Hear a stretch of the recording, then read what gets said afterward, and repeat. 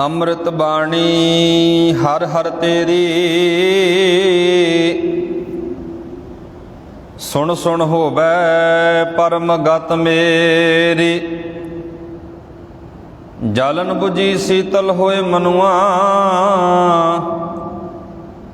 ਸਤਿਗੁਰ ਕਾ ਦਰਸ਼ਨ ਪਾਏ ਜਿਉ।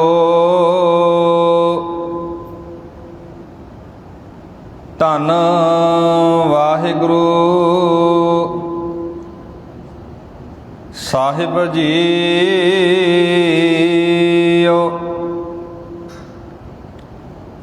ਗੌੜੀ ਕਬੀਰ ਜੀ।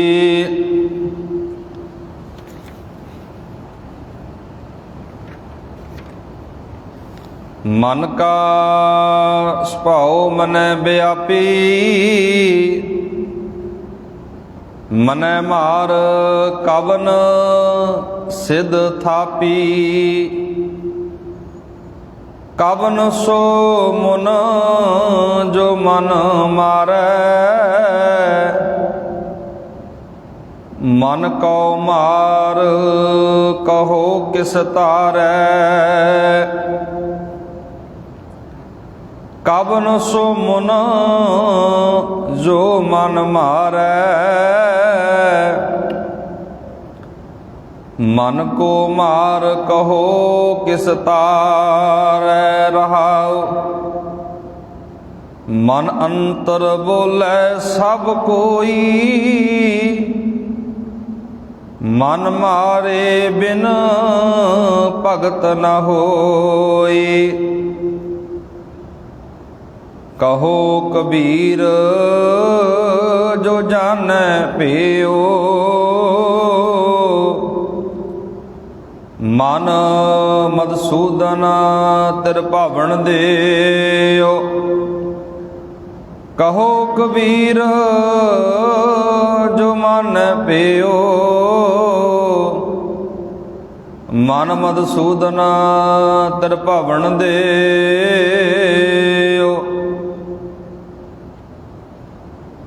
ਪਰਮ ਸਨਮਾਨਯੋਗ ਚੁੱਗੋ ਜੁਗ ਅਟਲ ਚਬਰ ਤਖਤ ਦੇ ਮਾਲਕ ਸਾਹਿਬ ਸਤਿਗੁਰੂ ਧੰਨ ਧੰਨ ਗੁਰੂ ਗ੍ਰੰਥ ਸਾਹਿਬ ਜੀ ਮਹਾਰਾਜ, ਤਿੰਨਾਂ ਦੀ ਹਜ਼ੂਰੀ ਵਿੱਚ ਜੁੜ ਮਿਲ ਬੈਠੇ ਅਤ ਸਤਿਕਾਰਯੋਗ ਸਨਮਾਨਯੋਗ ਸਤ ਸੰਗੀ ਜਨੋ, ਆਓ ਲੜੀਵਾਰ ਕਥਾ ਵਿਚਾਰ ਦੇ ਨਾਲ ਜੁੜੀਏ। ਲੜੀਵਾਰ ਚੱਲ ਰਹੀ ਕਥਾ ਵਿਚਾਰ ਗੌੜੀ ਕਬੀਰ ਜੀ, ਗੁਰੂ ਗ੍ਰੰਥ ਸਾਹਿਬ ਦਾ ਪਾਵਨ ਪਵਿੱਤਰ ਅੰਕ 329। ਆਓ ਗੁਰਮੁਖੋ ਵਿਚਾਰਾਂ ਦੀ ਆਰੰਭਤਾ ਕਰਨ ਤੋਂ ਪਹਿਲਾਂ ਸਾਰੀ ਸੰਗਤ ਦੋਵੇਂ ਹੱਥ ਜੋੜ ਕੇ ਬੁਲੰਦ ਆਵਾਜ਼ ਵਿੱਚ ਆਖੋ ਜੀ, ਵਾਹਿਗੁਰੂ ਜੀ ਕਾ ਖਾਲਸਾ ਵਾਹਿਗੁਰੂ ਜੀ ਕੀ ਫਤਿਹ। ਸਤਿਗੁਰੂ ਕਬੀਰ ਜੀ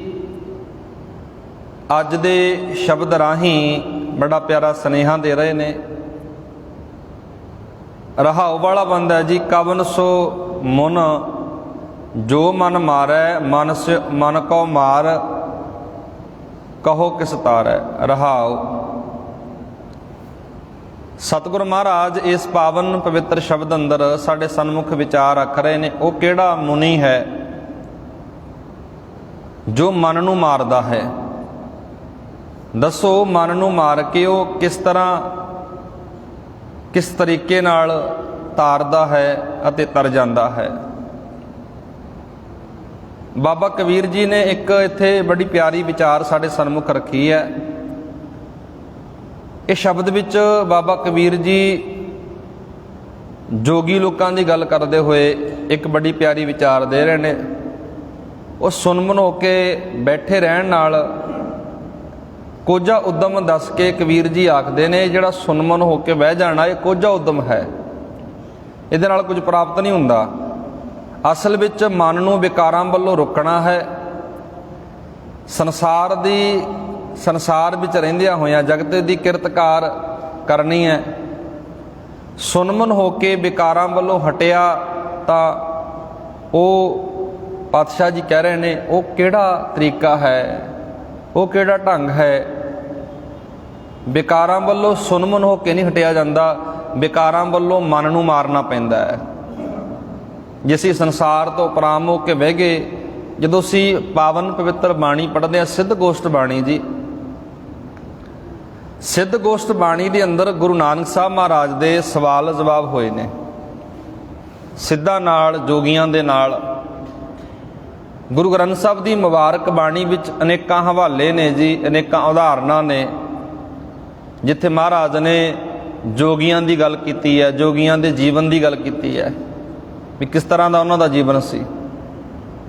ਆਪਾਂ ਰੋਜ਼ਾਨਾ ਹੀ ਸਤਿਗੁਰ ਮਹਾਰਾਜ ਦੀ ਬਾਣੀ ਪੜ੍ਹਦੇ ਹਾਂ, ਜਿੱਥੇ ਮਹਾਰਾਜ ਨੇ ਆਖੀ ਵਿਚਾਰ, ਬੜੀ ਕੀਮਤੀ ਵਿਚਾਰ ਦਿੱਤੀ। ਮਹਾਰਾਜ ਕਹਿੰਦੇ ਮੁੰਦਾ ਸੰਤੋਖ ਸ਼ਰਮਪਤ ਝੋਲੀ, ਧਿਆਨ ਕੀ ਕਰੇ ਵਿਭੂਤ।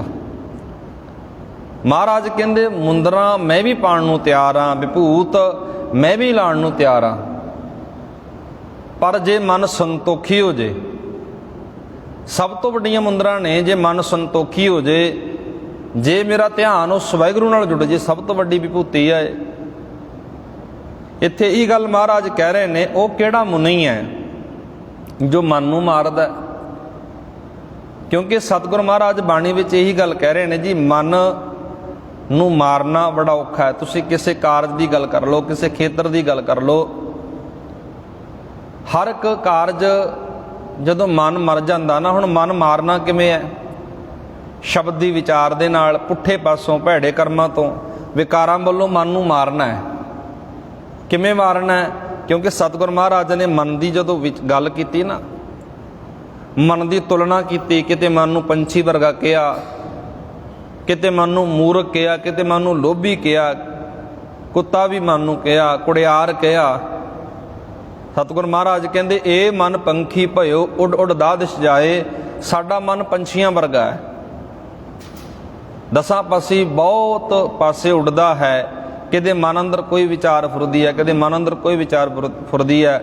ਪਰ ਜਦੋਂ ਮਨ ਉੱਤੇ ਸ਼ਬਦ ਦਾ ਪ੍ਰਭਾਵ ਪੈ ਜਾਂਦਾ ਹੈ, ਗੁਰਬਾਣੀ ਗਿਆਨ ਦਾ ਪ੍ਰਭਾਵ ਪੈ ਜਾਂਦਾ ਹੈ, ਮਨ ਗਲਤ ਪਾਸਿਓਂ ਮਰ ਜਾਂਦਾ ਹੈ। ਮਨ ਮਾੜੇ ਪਾਸਿਓਂ, ਮਾੜੇ ਰਾਹ ਤੋਂ ਮਰ ਜਾਂਦਾ ਹੈ, ਵਿਕਾਰਾਂ ਤੋਂ ਬਚ ਜਾਂਦਾ ਮਨ। ਇੱਥੇ ਮਹਾਰਾਜ ਨੇ ਇੱਕ ਮੁਨੀ ਦੀ ਗੱਲ ਕੀਤੀ ਹੈ। ਸਤਿਗੁਰ ਮਹਾਰਾਜ ਬਾਬਾ ਕਬੀਰ ਜੀ ਕਹਿੰਦੇ ਜੇ ਭਾਈ ਤੂੰ ਚੁੱਪ ਹੋ ਕੇ ਬਹਿ ਗਿਆ, ਇਹਦੇ ਨਾਲ ਮਨ ਨਹੀਂ ਮਰਦਾ, ਮਨ ਦੀਆਂ ਖਾਹਿਸ਼ਾਂ ਨਹੀਂ ਮਰਦੀਆਂ, ਮਨ ਦੀਆਂ ਬਾਸ਼ਨਾਵਾਂ ਨਹੀਂ ਮਰਦੀਆਂ। ਆਪਾਂ ਆਸਾ ਦੀ ਵਾਰ ਪੜ੍ਹਦੇ ਹਾਂ, ਸਤਿਗੁਰ ਮਹਾਰਾਜ ਦੀ ਜਪਜੀ ਸਾਹਿਬ ਦੀ ਬਾਣੀ ਪੜ੍ਹਦੇ ਹਾਂ। ਪਹਿਲੀ ਪੌੜੀ ਦੀ ਤੁਸੀਂ ਵਿਚਾਰ ਧਿਆਨ ਨਾਲ ਸੁਣਿਓ ਜੀ। ਪਹਿਲੀ ਪੌੜੀ ਦੇ ਅੰਦਰ ਮਹਾਰਾਜ ਨੇ ਦੁਨੀਆ ਦੇ ਅੰਦਰ ਜੋ ਵਰਤਾਰਾ ਵਰਤ ਰਿਹਾ ਸੀ ਨਾ, ਲੋਕਾਂ ਅੰਦਰ ਇੱਕ ਭਰਮ ਭੁਲੇਖਾ ਖੜਾ ਕੀਤਾ ਜਾ ਰਿਹਾ ਸੀ, ਮਹਾਰਾਜ ਨੇ ਸਾਰੀ ਗੱਲ ਸਾਹਮਣੇ ਰੱਖ ਦਿੱਤੀ। ਮਹਾਰਾਜ ਕਹਿੰਦੇ ਸੋਚੈ ਸੋਚ ਨਾ ਹੋਵਈ, ਜੇ ਸੋਚੀ ਲੱਖ ਵਾਰ, ਚੁੱਪੈ ਚੁੱਪ ਨਾ ਹੋਵਈ, ਜੇ ਲਾਏ ਰਹਾਂ ਲਿਵਤਾਰ। ਸਤਿਗੁਰ ਮਹਾਰਾਜ ਨੇ ਅੱਗੇ ਕਿਹਾ ਭੁੱਖਿਆਂ ਭੁੱਖ ਨਾ ਉਤਰੀ, ਜੇ ਬੰਨਾ ਪੁਰੀਆਂ ਭਾਰ, ਸਹਿ ਸਿਆਣਪਾ ਲੱਖ ਹੋਏ ਤਾਂ ਇੱਕ ਨਾ ਚੱਲੇ ਨਾਲ। ਜੇ ਕੋਈ ਇਹ ਰੌਲਾ ਪਾਈ ਜਾਵੇ ਮੈਂ ਸੁੱਚਾ ਹੋ ਗਿਆ, ਮੈਂ ਸੁੱਚਾ ਹੋ ਗਿਆ, ਮਹਾਰਾਜ ਕਹਿੰਦੇ ਇਸ ਤਰ੍ਹਾਂ ਸੁਚਮਤਾ ਨਹੀਂ ਪ੍ਰਾਪਤ ਹੁੰਦੀ। ਜੇ ਕੋ ਆਖੇ ਮਹਾਰਾਜ ਕਹਿੰਦੇ ਵੀ ਮੈਂ ਚੁੱਪ ਕਰ ਗਿਆ, ਮੈਂ ਮਨ ਇਕਾਗਰ ਕਰ ਲਿਆ, ਮਹਾਰਾਜ ਕਹਿੰਦੇ ਚੁੱਪੈ ਚੁੱਪ ਨਾ ਹੋਵਈ, ਜੇ ਲਾਏ ਰਹਾਂ ਲਿਵਤਾਰ। ਲਿਵਤਾਰ ਦਾ ਅਰਥ ਨਾ ਇੱਕ ਤਾਰ ਸਮਾਧੀ। ਹੇ ਮਨੁੱਖ, ਮਹਾਰਾਜ ਕਹਿੰਦੇ ਭਾਵੇਂ ਤੂੰ ਇੱਕ ਤਾਰ ਸਮਾਧੀ ਲਾ ਕੇ ਬਹਿ ਜਾ, ਜੇ ਮਨ ਚੁੱਪ ਨਹੀਂ ਕਰਿਆ, ਮਨ ਦੀਆਂ ਜਿਹੜੀਆਂ ਮੰਦੀਆਂ ਬਾਸ਼ਨਾਵਾਂ ਨੇ ਉਹ ਨਹੀਂ ਮਰੀਆਂ, ਫਿਰ ਚੁੱਪ ਕਦੇ ਵੀ ਨਹੀਂ ਹੋਇਆ ਜਾ ਸਕਦਾ। ਠੀਕ ਹੈ, ਜ਼ਬਾਨ ਨੂੰ ਬੰਦ ਕਰ ਲਿਆ, ਜ਼ਬਾਨ ਚੁੱਪ ਹੋ ਗਈ। ਬਾਬਾ ਨਾਨਕ ਜੀ ਕਹਿੰਦੇ ਅੰਦਰ ਮਨ ਅੰਦਰ ਵਲਵਲੇ ਤਾਂ ਉੱਠਦੇ ਨੇ ਨਾ, ਮਨ ਅੰਦਰ ਬਹੁਤ ਕੁਝ ਉੱਠਦਾ ਹੈ। ਸਤਿਗੁਰ ਮਹਾਰਾਜ ਕਹਿੰਦੇ ਭਾਈ ਆ ਜਿਹੜਾ ਤੇਰਾ ਤਰੀਕਾ ਨਾ ਲਿਵਤਾਰ, ਚੁੱਪ ਰਹਿ ਕੇ, ਜਾਂ ਹੋਰ ਵੱਡੇ ਤਰੀਕੇ ਅਪਣਾਏ ਜਾਂਦੇ ਨੇ ਜੀ, ਜੋਗ ਮਤ ਦੀਆਂ ਕਿਰਿਆਵਾਂ ਕੀਤੀਆਂ ਜਾਂਦੀਆਂ ਨੇ, ਇਸ ਤਰ੍ਹਾਂ ਮਨ ਚੁੱਪ ਨਹੀਂ ਹੋ ਸਕਦਾ। ਮਨ ਕੋ ਮਾਰ ਕਹੋ ਕਿਸ ਤਾਰੈ, ਮਨ ਨੂੰ ਮਾਰ ਕੇ ਤਰਿਆ ਕਿਵੇਂ ਜਾ ਸਕਦਾ ਹੈ? ਜਿਹੜਾ ਤੂੰ ਤਰੀਕਾ ਦੱਸ ਰਿਹਾ ਜਿਹੜੀ ਮੈਂ ਗੱਲ ਕਰ ਰਿਹਾ ਸੀ ਵੀ ਸਿੱਧ ਗੋਸ਼ਟ ਬਾਣੀ ਤੁਸੀਂ ਪੜ੍ਹੋਗੇ ਨਾ ਜੀ, ਸਿੱਧ ਗੋਸ਼ਟ ਬਾਣੀ ਅੰਦਰ ਜਿਹੜੇ ਸਿੱਧ ਲੋਕ ਨੇ, ਬਾਬੇ ਨਾਨਕ ਤੋਂ ਉਮਰ ਦੇ ਵਿੱਚ ਵੀ ਵੱਡੇ ਨੇ, ਅੰਦਰ ਵਿਚਰ ਕੇ ਪਰਮਾਤਮਾ ਦੀ ਪ੍ਰਾਪਤੀ ਹੁੰਦੀ ਹੈ। ਘਰ-ਬਾਰ ਤੋਂ ਜੰਗਲਾਂ ਵਿੱਚ ਜਾ ਕੇ, ਪਰਿਵਾਰ ਛੱਡ ਕੇ, ਇਸ ਤਰ੍ਹਾਂ ਉਹ ਮਾਲਕ ਪਰਮਾਤਮਾ ਦੇ ਨੂੰ ਕਦੇ ਨਹੀਂ ਮਿਲਣਾ। ਸਤਿਗੁਰੂ ਮਹਾਰਾਜ ਜਿਹੜੀ ਇੱਥੇ ਆਪਾਂ ਨੂੰ ਵਿਚਾਰ ਦੇ ਰਹੇ ਨੇ, ਆਪਾਂ ਬੰਦ ਵਿਚਾਰ ਰਹੇ ਸੀ ਜੀ ਰਹਾਓ ਵਾਲਾ, ਗੁਰੂ ਸਾਹਿਬ ਨੇ ਇੱਥੇ ਹੀ ਗੱਲ ਆਖੀ ਆ ਵੀ ਕਿਹੜਾ ਤਰੀਕਾ ਹੈ, ਕਿਵੇਂ ਮਨ ਮਰਦਾ ਹੈ, ਕਿਵੇਂ ਸੰਸਾਰ ਤੋਂ ਤਰਿਆ ਜਾਂਦਾ। ਅੱਗੇ ਮਹਾਰਾਜ ਨੇ ਪਹਿਲੇ ਬੰਦ ਅੰਦਰ ਜੋ ਗੱਲ ਰੱਖੀ ਹੈ, ਬਾਬਾ ਕਬੀਰ ਜੀ ਕਹਿੰਦੇ ਮਨ ਕਾ ਸੁਆਓ ਮਨੈ ਵਿਆਪੀ, ਮਨੈ ਮਾਰ ਕਵਨ ਸਿਧ ਥਾਪੀ। ਸਤਿਗੁਰੂ ਮਹਾਰਾਜ ਕਹਿੰਦੇ ਪਹਿਲੇ ਬੰਦ ਅੰਦਰ ਬਾਬਾ ਕਬੀਰ ਜੀ ਕਹਿੰਦੇ ਹਰੇਕ ਮਨੁੱਖ ਦੇ ਮਨ ਦੀ ਅੰਦਰਲੀ ਲਗਨ ਹੈ ਨਾ, ਜੋ ਵੀ ਹੋਵੇ ਉਸ ਨੂੰ ਮਨੁੱਖ ਦੇ ਸਾਰੇ ਮਨ ਦੀ ਸਾਰੀ ਦੌੜ ਭੱਜ ਸਾਰੇ ਮਨੁੱਖੀ ਜੀਵਨ ਉੱਤੇ ਪ੍ਰਭਾਵ ਪਾ ਰੱਖਦੀ ਹੈ। ਤਾਂ ਫਿਰ ਮਨ ਨੂੰ ਮਾਰ ਕੇ ਕਿਹੜੀ ਕਮਾਈ ਕਰ ਲਈਦੀ ਹੈ? ਭਾਵ ਕੋਈ ਕਾਮਯਾਬੀ ਵਾਲੀ ਗੱਲ ਨਹੀਂ ਹੁੰਦੀ। ਸਤਿਗੁਰੂ ਮਹਾਰਾਜ ਕਹਿੰਦੇ ਮਨ ਕਾ ਸੁਆਓ ਮਨੈ ਵਿਆਪੀ। ਇੱਥੇ ਇਹ ਗੱਲ ਕਹਿ ਸਕਦੇ ਵੀ ਜਿੱਧਰ ਬੰਦੇ ਨੇ ਮਨ ਜੋੜ ਲਿਆ ਉਹੋ ਜਿਹੀ ਉਹ ਕੰਮ ਕਰੂਗਾ। ਗੁਰਬਾਣੀ ਨਾਲ ਜੁੜ ਗਿਆ, ਜੀਵਨ ਚੰਗਾ ਬਣ ਜਾਊਗਾ। ਸੰਗਤ ਕਰਨੀ ਸ਼ੁਰੂ ਕਰਤੀ, ਜੀਵਨ ਚੰਗਾ ਬਣ ਜਾਊਗਾ। ਸੇਵਾ ਦੇ ਵਿੱਚ ਆਪਣੇ ਆਪ ਨੂੰ ਲਾ ਲਿਆ, ਜੀਵਨ ਚੰਗਾ ਬਣ ਜਾਊਗਾ। ਕਿਉਂਕਿ ਪਹਿਲਾਂ ਗੱਲ ਕਰ ਦਿੱਤੀ ਵੀ ਮਹਾਰਾਜ ਮਨ ਦੀ ਗੱਲ ਕਰਦੇ ਨੇ। ਮਨ ਕਿਹੋ ਜਿਹਾ? ਪੰਛੀ ਵਰਗਾ ਹੈ। ਜਿਵੇਂ ਆਪਾਂ ਅਕਸਰ ਗੱਲ ਕਰਦੇ ਹਾਂ ਵੀ ਬੱਚਾ ਹੁੰਦਾ ਨਾ, ਬੱਚਾ ਕੋਰੇ ਕਾਗਜ਼ ਵਰਗਾ ਹੁੰਦਾ ਹੈ। ਬੱਚੇ ਨੂੰ ਤੁਸੀਂ ਜਿੱਧਰ ਮਰਜ਼ੀ ਲਾ ਲਓ ਲੱਗ ਜਾਊਗਾ, ਹਲੇ ਉਹ ਕੋਰਾ ਬਿਲਕੁਲ। ਜਦੋਂ ਵੱਡਾ ਹੋ ਜਾਂਦਾ ਉਦੋਂ ਉਹਨੂੰ ਮੋੜਨਾ ਮੁਸ਼ਕਲ ਹੁੰਦਾ ਹੈ। ਇਸੇ ਤਰ੍ਹਾਂ ਪਾਤਸ਼ਾਹ ਜੀ ਇੱਥੇ ਇਹੀ ਗੱਲ ਕਹਿ ਰਹੇ ਨੇ, ਜਿੱਧਰ ਮਰਜ਼ੀ ਮਨ ਨੂੰ ਲਾ ਲੈ, ਇਹ ਡਿਪੈਂਡ ਤੇਰੇ ਤੇ ਕਰਦਾ ਹੈ। ਇੱਥੇ ਮਰਜ਼ੀ ਤੇਰੀ ਚੱਲਦੀ ਹੈ। ਸਤਿਗੁਰੂ ਮਹਾਰਾਜ ਕਹਿੰਦੇ ਮਨ ਕਾ ਸੁਆਓ ਮਨੈ ਵਿਆਪੀ। ਅੱਗੇ ਮਹਾਰਾਜ ਕਹਿ ਰਹੇ ਨੇ ਮਨੈ ਮਾਰ ਕਵਨ ਸਿਧ ਥਾਪੀ। ਪਾਤਸ਼ਾਹ ਜੀ ਕਹਿ ਰਹੇ ਨੇ ਮਨ ਨੂੰ ਮਾਰ ਕੇ ਤੂੰ ਇਹ ਬਹੁਤ ਵੱਡੇ ਪੱਧਰ ਤੇ ਰੌਲਾ ਪਾ ਲਿਆ, ਮੈਂ ਮਨ ਮਾਰ ਲਿਆ। ਕਬੀਰ ਜੀ ਕਹਿੰਦੇ ਮਨ ਨੂੰ ਮਾਰ ਕੇ ਤੇ ਹਾਸਲ ਕੀ ਕੀਤਾ? ਕਮਾਈ ਕਿਹੜੀ ਕੀਤੀ ਹੈ? ਪਰਿਵਾਰ ਨੂੰ ਛੱਡ ਦਿੱਤਾ, ਦੁਨੀਆ ਨੂੰ ਤਿਆਗ ਦਿੱਤਾ, ਸੰਸਾਰ ਨੂੰ ਤਿਆਗ ਦਿੱਤਾ। ਕਿਉਂਕਿ ਇਹ ਗੁਰਮਤਿ ਦਾ ਤਾਂ ਮਾਰਗ ਹੈ ਨਹੀਂ ਵੀ ਸੰਸਾਰ ਨੂੰ ਦੁਨੀਆ ਨੂੰ ਛੱਡ ਦਿਓ, ਇਹ ਤਾਂ ਗੁਰਮਤਿ ਦਾ ਮਾਰਗ ਨਹੀਂ ਹੈ। ਸਤਿਗੁਰੂ ਮਹਾਰਾਜ ਤਾਂ ਬਾਣੀ ਵਿੱਚ ਕਹਿੰਦੇ ਨੇ ਹੱਸੰਦਿਆਂ ਖਿਲੰਦਿਆਂ ਪਹਿਨੰਦਿਆਂ ਖਵੰਦਿਆਂ ਵਿੱਚੇ ਹੋਵੇ ਮੁਕਤ। ਹੱਸਦਿਆਂ ਖੇਡਦਿਆਂ ਪਰਿਵਾਰ ਅੰਦਰ ਵਿਚਰਦਿਆਂ ਸੰਸਾਰ ਅੰਦਰ ਵਿਚਰਦਿਆਂ ਮੁਕਤੀ ਦਾ ਰਾਹ ਪ੍ਰਾਪਤ ਕਰਨਾ ਸੀ ਨੇ। ਪਰਿਵਾਰ ਛੱਡ ਕੇ ਜਾਂ ਸੰਸਾਰ ਛੱਡ ਕੇ ਨਹੀਂ ਕੁਝ ਮਿਲਿਆ ਕਰਦਾ। ਜੇ ਕੋ ਆਖੇ ਮੈਂ ਪਰਿਵਾਰ ਛੱਡ ਕੇ ਸੰਸਾਰ ਛੱਡ ਕੇ ਦੁਨੀਆ ਤੋਂ ਉਪਰਾਮ ਰਹਿ ਕੇ ਪਰਮਾਤਮਾ ਨੂੰ ਪਾ ਲਵਾਂਗਾ, ਇਹ ਸਾਡਾ ਪਾਤਸ਼ਾਹ ਜੀ ਕਹਿੰਦੇ ਇਹ ਰਾਹ ਨਹੀਂ ਹੈ ਸਾਡਾ ਰਾਹ ਤਾਂ ਮਹਾਰਾਜ ਕਹਿੰਦੇ ਪਾਤਸ਼ਾਹ ਜੀ ਬਾਣੀ ਅੰਦਰ ਕਹਿ ਰਹੇ ਨੇ ਜੀ, ਹਾਥ ਪਾਉ ਕਰ ਕਾਮ ਸਭ ਚੀਤ ਨਰੰਜਨ ਨਾਲ, ਨਾਮਾ ਕਹਿ ਤਲੋਚਨਾ ਮੁਖ ਤੇ ਰਾਮ ਸੰਭਾਲ। ਇਹ ਹੈ ਜੀ ਗੁਰਮਤਿ ਦਾ ਰਾਹ। ਸਤਿਗੁਰੂ ਮਹਾਰਾਜ ਇੱਥੇ ਹੀ ਆਪਾਂ ਨੂੰ ਵਿਚਾਰ ਦੇ ਰਹੇ ਨੇ ਮਨ ਕਾ ਸੁਆਓ ਮਨੈ ਵਿਆਪੀ, ਮਨੈ ਮਾਰ ਕਵਨ ਸਿਧ ਥਾਪੀ। ਅੱਗੇ ਮਹਾਰਾਜ ਕਹਿ ਰਹੇ ਨੇ ਜੀ ਮਨ ਅੰਤਰ ਬੋਲੇ ਸਭ ਕੋਈ, ਮਨ ਮਾਰੇ ਬਿਨ ਭਗਤ ਨਾ ਹੋਈ। ਮਹਾਰਾਜ ਕਹਿੰਦੇ ਜ਼ਬਾਨ ਚੁੱਪ ਕਰਾ ਲਈ ਨਾ, ਪਰ ਅੰਦਰ ਬੈਠਾ ਮਨ ਤਾਂ ਬੋਲਦਾ ਹੈ। ਠੀਕ ਆ, ਮੂੰਹ ਚੁੱਪ ਕਰ ਗਿਆ, ਜ਼ਬਾਨ ਨਹੀਂ ਬੋਲਦੀ ਤੇਰੀ, ਪਰ ਮਹਾਰਾਜ ਕਹਿੰਦੇ ਮਨ ਤੇਰਾ ਹਾਲੇ ਵੀ ਬੋਲਦਾ ਹੈ। ਹਰੇਕ ਮਨੁੱਖ ਮਨ ਦਾ ਪ੍ਰੇਰਿਆ ਹੋਇਆ ਹੀ ਬੋਲਦਾ ਹੈ। ਜੋ ਮਨ ਭਾਉਂਦਾ ਉਹੀ ਬੰਦਾ ਕਰਦਾ ਹੈ। ਮਹਾਰਾਜ ਕਹਿੰਦੇ ਭਾਵ ਜੋ ਚੰਗੇ ਮੰਦੇ ਕੰਮ ਮਨੁੱਖ ਕਰਦਾ ਹੈ ਨਾ, ਉਹਨਾਂ ਲਈ ਪ੍ਰੇਰਨਾ ਮਨ ਵੱਲੋਂ ਹੁੰਦੀ ਹੈ। ਉਹਨਾਂ ਨੂੰ ਗਾਈਡ ਕਰਨ ਵਾਲਾ, ਉਹਨਾਂ ਨੂੰ ਸੇਧ ਦੇਣ ਵਾਲਾ ਕੌਣ ਆ? ਮਨ। ਜਿਵੇਂ ਸਰੀਰ ਦਾ ਡਰਾਈਵਰ ਕਹਿ ਲਓ, ਸਰੀਰ ਅੰਦਰ ਮਨ ਦੀ ਚੱਲਦੀ ਹੈ। ਮਨ ਅੰਦਰ ਵਿਚਾਰ ਪੈਦਾ ਹੁੰਦੇ ਨੇ, ਆਪਾਂ ਸੇਵਾ ਕਰਦੇ ਹਾਂ, ਮਨ ਜਿੱਧਰ ਕਹਿੰਦਾ ਬੰਦਾ ਉੱਧਰ ਤੁਰਦਾ ਹੈ। ਪਾਤਸ਼ਾਹ ਜੀ ਹੀ ਗੱਲ ਕਰੇ, ਇਸ ਵਾਸਤੇ ਮਨ ਨੂੰ ਮਾਰਨ ਤੋਂ ਬਿਨਾਂ, ਭਾਵ ਮਨ ਵਿਕਾਰਾਂ ਤੋਂ ਮੋੜਨ ਤੋਂ ਬਿਨਾਂ ਰੱਬ ਦੀ ਭਗਤੀ ਨਹੀਂ ਹੋ ਸਕਦੀ। ਸਤਿਗੁਰੂ ਮਹਾਰਾਜ ਕਹਿੰਦੇ ਮਨ ਮਾਰੇ ਬਿਨ ਭਗਤ ਨਾ ਹੋਈ। ਰੱਬ ਦੀ ਭਗਤੀ, ਜੇ ਤੂੰ ਪ੍ਰਮਾਤਮਾ ਦੀ ਭਗਤੀ ਕਰਨੀ ਹੈ, ਰੱਬ ਦੀ ਭਗਤੀ ਕਰਨੀ ਹੈ, ਸਤਿਗੁਰੂ ਕਬੀਰ ਜੀ ਕਹਿੰਦੇ ਤੈਨੂੰ ਭਾਈ ਆਪਣਾ ਮਨ ਮਾਰਨਾ ਪਵੇਗਾ, ਵਿਕਾਰਾਂ ਦੇ ਵੱਲੋਂ ਮੋੜਨਾ ਪਵੇਗਾ, ਫਿਰ ਤੂੰ ਉਸ ਮਾਲਕ ਦੀ ਇਬਾਦਤ ਕਰ ਸਕਦਾ ਹੈ, ਭਗਤੀ ਕਰ ਸਕਦਾ ਹੈ। ਅੱਗੇ ਕਬੀਰ ਜੀ ਕਹਿ ਰਹੇ ਨੇ, ਕਹੋ ਕਬੀਰ ਜੋ ਜਾਣੈ ਭਿਓ, ਮਨ ਮਧਸੂਦਨ ਤਿਰ ਭਾਵਨ ਦਿਓ। ਸਤਿਗੁਰੂ ਮਹਾਰਾਜ ਇੱਥੇ ਜਿਹੜੀ ਆਪਾਂ ਨੂੰ ਵਿਚਾਰ ਦੱਸ ਰਹੇ ਨੇ, ਸਮਝਾ ਰਹੇ ਨੇ ਇਸ ਪਾਵਨ ਪਵਿੱਤਰ ਬਚਨ ਅੰਦਰ। ਹੇ ਕਬੀਰ, ਆਖ ਜੋ ਮਨੁੱਖ ਇਸ ਰਮਜ ਨੂੰ ਸਮਝਦਾ ਹੈ, ਉਸ ਦਾ ਮਨ ਤਿੰਨਾਂ ਲੋਕਾਂ ਨੂੰ ਚਾਨਣ ਦੇਣ ਵਾਲੇ ਪ੍ਰਮਾਤਮਾ ਦਾ ਰੂਪ ਹੋ ਜਾਂਦਾ ਹੈ। ਪਾਤਸ਼ਾਹ ਜੀ ਇੱਥੇ ਹੀ ਆਪਾਂ ਨੂੰ ਵਿਚਾਰ ਦੇ ਰਹੇ ਨੇ ਜੀ, ਅਖੀਰ ਦੇ ਵਿੱਚ ਪਾਤਸ਼ਾਹ ਜੀ ਆਪਾਂ ਨੂੰ ਇਹ ਸਮਝਾ ਰਹੇ ਨੇ, ਮਧਸੂਦਨ, ਮਧੂ ਦੈਂਤ ਨੂੰ ਮਾਰਨ ਵਾਲਾ, ਭਾਵ ਇਹਦਾ ਅਰਥ ਹੈ ਪ੍ਰਮਾਤਮਾ। ਤਿਰ ਭਾਵਨ, ਤਿੰਨਾਂ ਲੋਕਾਂ ਦਾ ਚਾਨਣ, ਤਿੰਨਾਂ ਲੋਕਾਂ ਦੀ ਜਾਣਨ ਵਾਲਾ ਪ੍ਰਮਾਤਮਾ ਵਾਹਿਗੁਰੂ। ਪਾਤਸ਼ਾਹ ਜੀ ਇੱਥੇ ਇਹੀ ਗੱਲ ਕਹਿ ਰਹੇ ਨੇ, ਜੋ ਇਸ ਭੇਦ ਨੂੰ ਸਮਝ ਲੈਂਦਾ, ਰਮਜ ਨੂੰ ਸਮਝ ਲੈਂਦਾ ਹੈ ਕਿ ਸਭ ਖੇਡ ਮਨ ਦੀ ਹੈ, ਸਾਨੂੰ ਚਲਾਉਣ ਵਾਲਾ ਸਾਡੇ ਅੰਦਰ ਬੈਠਾ ਮਨ ਹੈ। ਪਾਤਸ਼ਾਹ ਜੀ ਕਹਿੰਦੇ ਇਸੇ ਤਰ੍ਹਾਂ ਜਿਹਨੇ ਰਮਜ ਸਮਝ ਲਈ, ਪਾਤਸ਼ਾਹ ਜੀ ਕਹਿੰਦੇ ਤਿੰਨਾਂ ਲੋਕਾਂ ਅੰਦਰ ਚਾਨਣ ਕਰਨ ਵਾਲਾ ਪ੍ਰਮਾਤਮਾ ਦਾ ਰੂਪ ਹੋ ਜਾਂਦਾ ਹੈ, ਸਮਝ ਆ ਜਾਂਦੀ ਹੈ। ਉਹ ਆਪਣਾ ਪਰਿਵਾਰ ਨਹੀਂ ਛੱਡਦਾ। ਪਾਤਸ਼ਾਹ ਜੀ ਸ਼ਬਦ ਦਾ ਜਿਹੜਾ ਭਾਵ ਸਾਨੂੰ ਸਮਝਾ ਰਹੇ ਨੇ, ਜੋ ਚੰਗੇ ਮੰਦਾ ਕੰਮ ਮਨੁੱਖ ਕਰਦਾ, ਚੰਗਾ ਮੰਦਾ ਕਰਦਾ ਰਹਿੰਦਾ ਹੈ, ਉਹਨਾਂ ਸਭਨਾਂ ਦੇ ਸੰਸਕਾਰ ਮਨੁੱਖ ਦੇ ਅੰਦਰ ਇਕੱਠੇ ਰਹਿੰਦੇ ਨੇ, ਚੰਗਾ ਕੰਮ ਵੀ ਤੇ ਮੰਦਾ ਕੰਮ ਵੀ। ਚੰਗੇ ਕੰਮ ਦਾ ਸੰਸਕਾਰ ਵੀ ਬਣ ਗਿਆ, ਮੰਦੇ ਕੰਮ ਦਾ ਵੀ ਬਣ ਗਿਆ। ਸੰਸਕਾਰਾਂ ਦੇ ਇਸ ਇਕੱਠ ਦਾ ਨਾਮ ਹੈ ਮਨ। ਮਨ ਸਰੀਰ ਦਾ ਪਾਰਟ ਨਹੀਂ ਹੈ ਜੀ। ਜਿਹੜੇ ਅਸੀਂ ਸੰਸਕਾਰ ਕੰਮ ਕਰਦੇ ਹਾਂ, ਕਾਰਜ ਕਰਦੇ ਹਾਂ, ਵਿਚਾਰਾਂ ਦੇ ਸਮੂਹ ਨੂੰ ਮਨ ਕਹਿ ਸਕਦੇ ਹਾਂ। ਜਦੋਂ ਕੋਈ ਇੱਕ ਖਾਸ ਜਾਂ ਚੰਗੀ ਮੰਦੀ ਵਾਦੀ ਬਣ ਜਾਵੇ, ਉਹ ਮਨ ਦੇ ਬਾਕੀ ਸੰਸਕਾਰਾਂ ਨੂੰ ਦਬਾ ਰੱਖਦੀ ਹੈ। ਮਨੁੱਖ ਸਾਰੇ ਜੀਵ ਨੂੰ, ਮਨੁੱਖਾ ਜਿਹੜੀ ਜ਼ਿੰਦਗੀ ਆ, ਮਨੁੱਖਾ ਜਿਹੜਾ ਜੀਵਨ ਆ, ਉੱਧਰ ਹੀ ਪ੍ਰੇਰਿਆ ਜਾਂਦਾ ਜਿੱਧਰ ਮਨ ਕਰਦਾ, ਮਨ ਕਹਿੰਦਾ ਹੈ।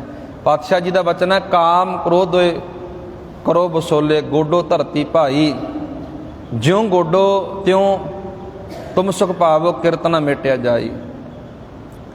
ਸਤਿਗੁਰੂ ਮਹਾਰਾਜ ਕਹਿ ਰਹੇ ਨੇ, ਕਾਮ ਕ੍ਰੋਧ, ਕਾਮ ਤੇ ਕ੍ਰੋਧ ਨੂੰ ਪਾਤਸ਼ਾਹ ਜੀ ਕਹਿ ਰਹੇ ਨੇ, ਕ੍ਰੋਧ ਨੂੰ ਮੁਕਾਉਣ ਵਾਸਤੇ ਤੇਰੇ ਕੋਲ ਰੱਬ ਦਾ ਗਿਆਨ ਹੋਣਾ ਬਹੁਤ ਜ਼ਰੂਰੀ ਹੈ। ਆਪਣੇ ਸਰੀਰ ਰੂਪੀ ਧਰਤੀ ਨੂੰ ਗੋਡੀ ਕਰ ਇਹਦੀ ਗਿਆਨ ਦੇ ਨਾਲ, ਸਮਝ ਦੇ ਨਾਲ। ਇਸੇ ਸ਼ਬਦ ਦੀ ਵਿਚਾਰ ਜਿਹੜੀ ਆਪਾਂ ਇੱਕ ਰੂਟੀਨ ਦੇ ਵਿੱਚ ਕੀਤੀ ਹੈ ਜੀ। ਸ਼ਬਦ ਦਾ ਭਾਵ ਸਤਿਗੁਰੂ ਮਹਾਰਾਜ ਇੱਥੇ ਹੀ ਗੱਲ ਆਪਾਂ ਨੂੰ ਸਮਝਾ ਰਹੇ ਨੇ। ਕਬੀਰ ਜੀ ਦੱਸ ਰਹੇ ਨੇ, ਮਨ ਮਾਰਨਾ ਚਾਹੀਦਾ ਹੈ, ਮਨ ਮਾਰ ਕੇ ਹੀ ਰੱਬ ਦੀ ਪ੍ਰਾਪਤੀ ਹੁੰਦੀ ਹੈ, ਮਨ ਮਾਰ ਕੇ ਹੀ ਰੱਬ ਦੀ ਭਗਤੀ ਹੁੰਦੀ ਹੈ। ਗਲਤ ਪਾਸੇ ਦਾ ਮੋਹ, ਗਲਤ ਪਾਸੇ ਦੀ ਖਿੱਚ, ਬੜੇ ਝਮੇਲੇ ਨੇ, ਬੜੇ ਜੰਜਾਲ ਪਏ ਹੋਏ ਨੇ ਮਨ ਉੱਤੇ।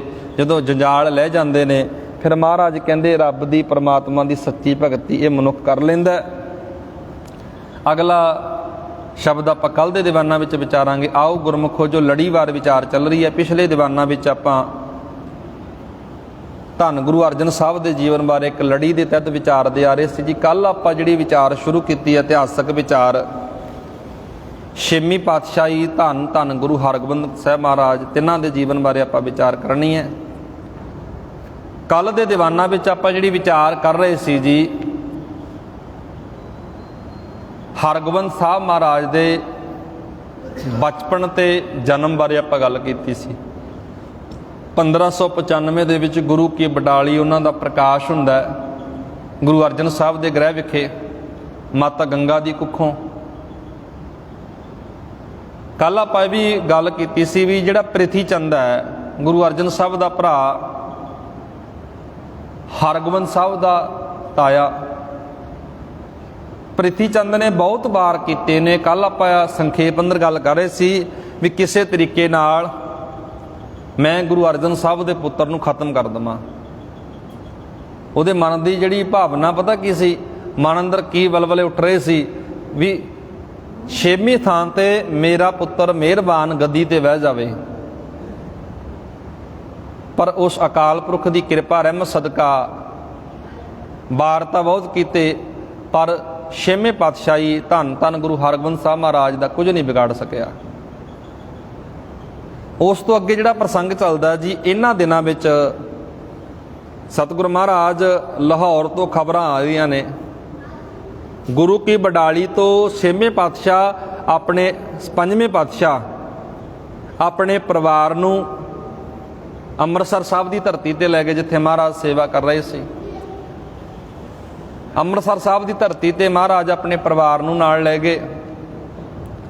ਅੰਮ੍ਰਿਤਸਰ ਤੋਂ ਅੱਗੇ ਜਿਹੜਾ ਅੱਗੇ ਪਿੰਡਾ ਤੈਅ ਕੀਤਾ ਜਾਂਦਾ ਹੈ, ਉਹ ਸੀ ਲਾਹੌਰ ਦੇ ਕੁਝ ਇਲਾਕੇ, ਲਾਹੌਰ ਦੇ ਕੁਝ ਨਗਰ। ਆਪਾਂ ਪਿਛਲੇ ਧੰਨ ਗੁਰੂ ਅਰਜਨ ਸਾਹਿਬ ਦੇ ਜੀਵਨ ਵਿੱਚੋਂ ਇਹ ਗੱਲ ਪੜ੍ਹੀ ਸੀ, ਵਿਚਾਰੀ ਸੀ।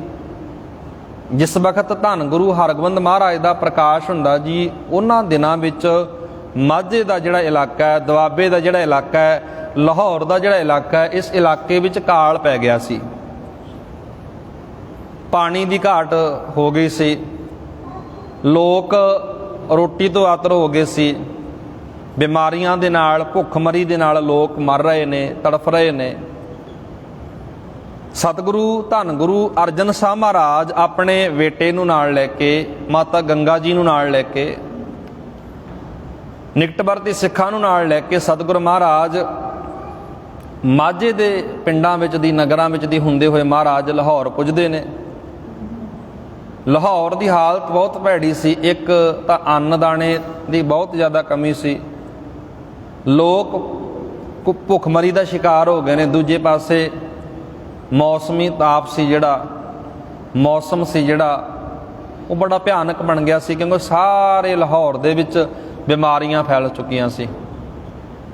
ਬਿਮਾਰੀਆਂ ਦੇ ਵਿੱਚ ਲੋਕ ਗ੍ਰਸਤ ਹੋ ਗਏ ਸੀ। ਸਰੀਰ ਨੂੰ ਬਹੁਤ ਭਿਆਨਕ ਬਿਮਾਰੀਆਂ ਲੱਗੀਆਂ ਸੀ। ਮਹਾਰਾਜ ਉਹਨਾਂ ਦਾ ਇਲਾਜ ਕਰ ਰਹੇ ਨੇ। ਇੱਥੋਂ ਤੱਕ ਭੁੱਖਮਰੀ ਦੇ ਕਾਰਨ ਲੋਕਾਂ ਦੀਆਂ ਲੋਥਾਂ, ਸ਼ਹਿਰ ਦੇ ਬਾਜ਼ਾਰ ਭਰੇ ਪਏ ਸੀ। ਜਿਹੜੇ ਸ਼ਹਿਰ ਦੇ ਬਾਜ਼ਾਰ ਸੀ ਨਾ, ਲੋਥਾਂ ਦੇ ਨਾਲ ਬਾਜ਼ਾਰ ਭਰੇ ਪਏ ਸੀ। ਉਹਨਾਂ ਨੂੰ ਸ਼ਹਿਰ ਵਿੱਚੋਂ ਚੁੱਕ ਕੇ ਬਾਹਰ ਦੱਬਣ ਸਾੜਨ ਦਾ ਵੀ ਕੋਈ ਪ੍ਰਬੰਧ ਨਹੀਂ ਸੀ। ਇਸ ਸਮੇਂ ਮਹਾਰਾਜ ਨੇ ਜਿੰਨੀ ਵੀ ਦਸਵੰਧ ਦੀ ਮਾਇਆ ਆਈ ਸੀ ਨਾ, ਧੰਨ ਗੁਰੂ ਅਰਜਨ ਸਾਹਿਬ ਮਹਾਰਾਜ ਸਾਰੀ ਦਸਵੰਧ ਦੀ ਮਾਇਆ ਲੈ ਕਰਕੇ ਇਹਨਾਂ ਲਾਹੌਰ ਦੇ ਲੋਕਾਂ ਵਾਸਤੇ ਲੰਗਰ ਤਿਆਰ ਕਰਦੇ ਨੇ। ਇਹਨਾਂ ਮੁਰਦਿਆਂ ਦੀ ਸੰਭਾਲ ਕੀਤੀ ਜਾਂਦੀ ਹੈ, ਬਿਮਾਰੀਆਂ ਲਈ ਦਵਾਈਆਂ ਦਾ ਪ੍ਰਬੰਧ ਕੀਤਾ ਜਾਂਦਾ ਹੈ, ਯਤੀਮ ਬੱਚਿਆਂ ਨੂੰ ਸੰਭਾਲਿਆ ਜਾਂਦਾ। ਇਹ ਗੁਰੂ ਅਰਜਨ ਸਾਹਿਬ ਦੇ ਕਿੱਡੇ ਪਰਉਪਕਾਰ ਨੇ ਜੀ। ਗੁਰੂ ਅਰਜਨ ਸਾਹਿਬ ਮਹਾਰਾਜ ਲਗਾਤਾਰ ਨਿਰੰਤਰ 8 ਮਹੀਨੇ ਲਗਾਤਾਰ ਮਹਾਰਾਜ 8 ਮਹੀਨੇ ਇਸ ਲਾਹੌਰ ਦੇ ਵਿੱਚ ਲੋਕਾਂ ਦੀ ਸੇਵਾ ਵਾਸਤੇ ਜੁਟੇ ਰਹੇ ਨੇ। ਲਾਹੌਰ ਦੇ ਵਿੱਚ ਯਤੀਮ ਲੋਕਾਂ ਨੂੰ, ਅਨਾਥ ਬੱਚਿਆਂ ਨੂੰ ਸਾਂਭਦੇ ਰਹੇ ਨੇ ਧੰਨ ਗੁਰੂ ਅਰਜਨ ਸਾਹਿਬ ਮਹਾਰਾਜ। ਜਦੋਂ ਇਹ ਖਬਰਾਂ ਨਗਰ ਵਿੱਚ ਪਹੁੰਚਦੀਆਂ ਨੇ, ਪਿੰਡਾਂ ਵਿੱਚ ਪਹੁੰਚਦੀਆਂ ਨੇ, ਲੋਕ ਸਤਿਗੁਰੂ ਮਹਾਰਾਜ ਦੇ ਨਾਲ ਸਾਥ ਦੇਣ ਵਾਸਤੇ ਵੀ ਤਿਆਰ ਹੁੰਦੇ ਨੇ।